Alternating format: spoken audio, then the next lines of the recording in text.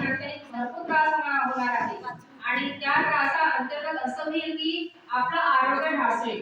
त्याच्यामुळे आपण पाणी कमी आणू आणि पाणी कमी आणले तर आपली वापर होणार नाही, आपलं अस्वच्छतामध्ये राहू आणि त्याने अनेक बिमारीला आपण सामोरं जाणार आहोत.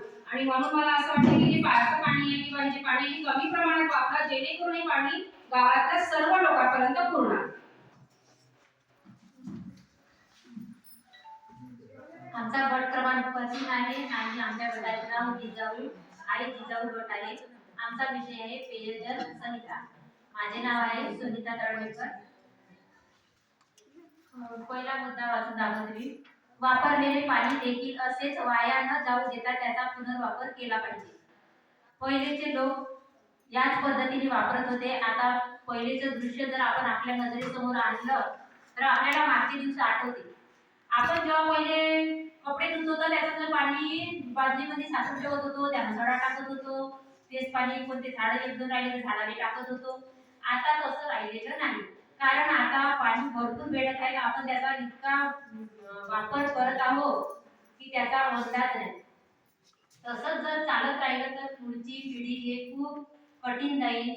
त्यांना खूप त्रास होईल, पाणी भेटणार नाही, एका पाण्यासाठी असे भांडणं होतील आणि पुढे काळ कठीण जाईल.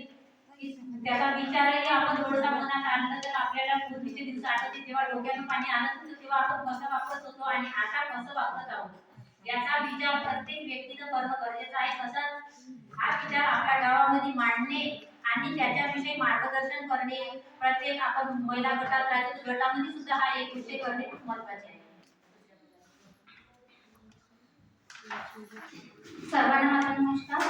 माझे नाव गीता नागोराव शंकरकर. मी नंदुरहून आलेली आहे. माझा क्रमांक आहे 7. शेती व उद्योगधंद्यासाठी पाणी अत्यंत गरजेचे आहे. आपण जर शेती वाहिली तर आपल्याला महत्त्वाचे म्हणजे आहे पाणी, किंवा आपण कुठलेही उद्योगधंदे केले तर त्यासाठी आवश्यक म्हणजे पाणी. आपल्याला कोणतेही उद्योग पाण्याशिवाय होणार नाही. साधारण आपण एखादी वीज उदाहरण घेतलं तर आधी आपण पाण्याची व्यवस्था आधी लावत असतो. शेती जर आपण कोणाची मक्तेनं करायला गेलो तेव्हा आधी आपण पाणी आहे का त्या शेताजवळ हे आपण आधी शोध घेतो.